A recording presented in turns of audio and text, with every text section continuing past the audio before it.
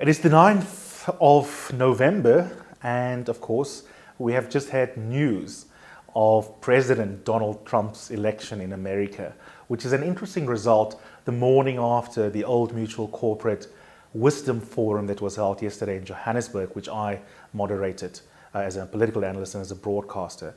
And it was interesting because there was an American economist, Professor Jeffrey Sachs, that framed the entire discussion by responding to a very interesting, provocative question, whether globalization is crumbling.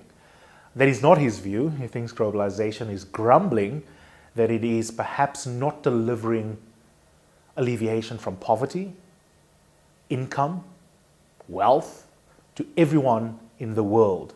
And so the question is, can it be fixed, or does the entire international system need to be overhauled?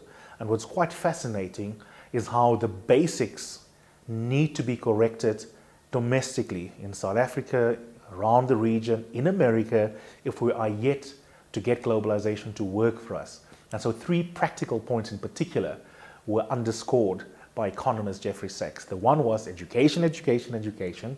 The second was the importance of good governance.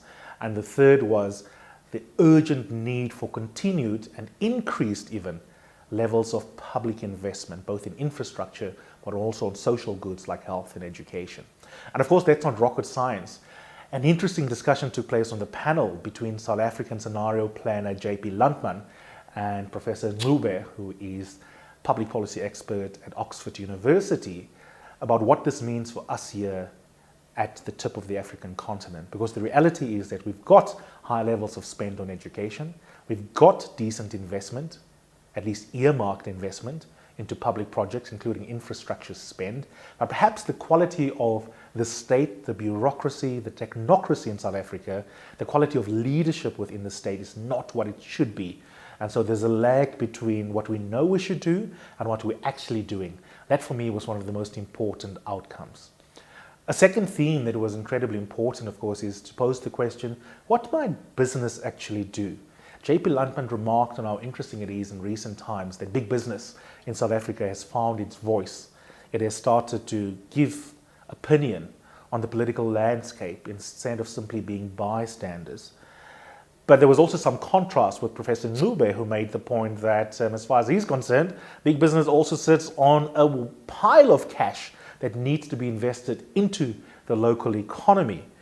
And that also dovetailed very nicely with an important point that economist Jeffrey Sachs made, that unless you also deal with the downside of globalization, like income inequality, for example, that you're never going to have a stable international system. And so big business has a duty to also get involved with training, with upskilling, and not simply trying to maximize shareholder value.